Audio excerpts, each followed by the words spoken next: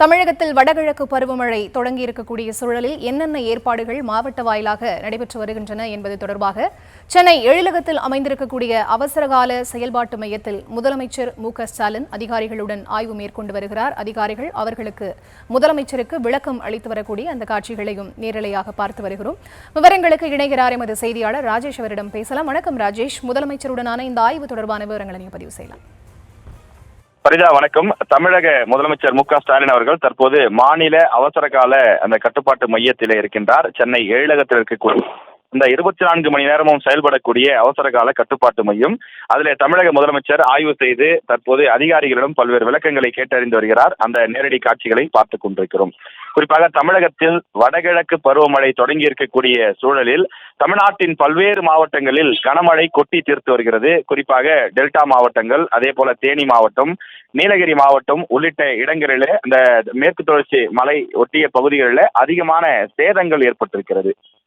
தேனி மாவட்டத்தை பொறுத்தவரையிலே அங்க இருக்கக்கூடிய முல்லை பெரியாறு, வைகை உள்ளிட்ட அந்த நீர் தொடர்ந்து அதிகரித்து வருகிறது. நீரின் மட்டம் அதிகரித்து வருவதோடு மட்டுமில்லாமல் தொடர்ந்து அதிகாரிகள் அந்த நீரை தொடர்ந்து வெளியேற்றக்கூடிய பணியையும் 24 மணி நேரமும் கண்காணித்து வருகிறார்கள்.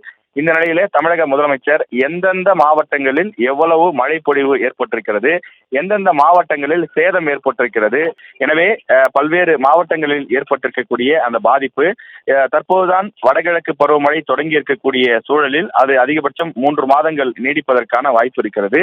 எனவே நாளை மறுதினம் 4 நாட்களுக்கு கூட தமிழ்நாட்டின் பல்வேறு மாவட்டங்களில் மழை பொழிவு கூடுதலாக இருக்கும் என்று சொல்லியிருக்கின்றார்கள். எனவே அங்கு எடுத்திருக்கக்கூடிய நடவடிக்கைகள் என்ன என்பது குறித்தெல்லாம் தற்போது அதிகாரிகள் விளக்கிக் கொண்டிருக்கிறார்கள். நாம் திரையிலே பார்க்கின்றோம், தலைமைச் செயலாளர் இருக்கிறார், அதே போல வருவாய்த்துறை சேர்ந்த அதிகாரிகள் இருக்கிறார்கள், மாநில பேரிடர் கட்டுப்பாட்டு மையத்தை சார்ந்த அதிகாரிகள் இருக்கிறார்கள். எனவே அவர்களெல்லாம் சேர்ந்து தமிழ்நாட்டினுடைய அந்த வரைபடத்தை கொண்டு குறிப்பாக மழை பொழிவு அதிகமாக இருக்கக்கூடிய, பாதிப்பு அதிகமாக ஏற்பட்டிருக்கக்கூடிய அந்த விஷயங்களை பெரிய திரையிலே வைத்து அவர்கள் மாவட்ட வாரியாக, பகுதி வாரியாக விளக்கி வருகிறார்கள்.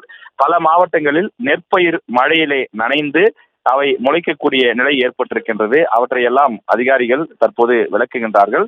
தொடர்ந்து விரைவான நடவடிக்கை எடுக்க வேண்டும் என்று ஏற்கனவே மாவட்ட ஆட்சியர்களுக்கு முதலமைச்சர் அறிவுறுத்தி இருந்த நிலையில இந்த ஆய்வுக்கு பிறகு இன்னும் கூடுதல் உத்தரவுகள் பிறப்பிக்கப்படலாம் என்று தெரிகிறது. இந்த ஆய்வுக்கு பிறகு சம்பந்தப்பட்ட மாவட்ட ஆட்சியர்களையும் முதலமைச்சர் தொடர்பு கொண்டு பேச இருப்பதாக தகவல் கிடைத்திருக்கிறது.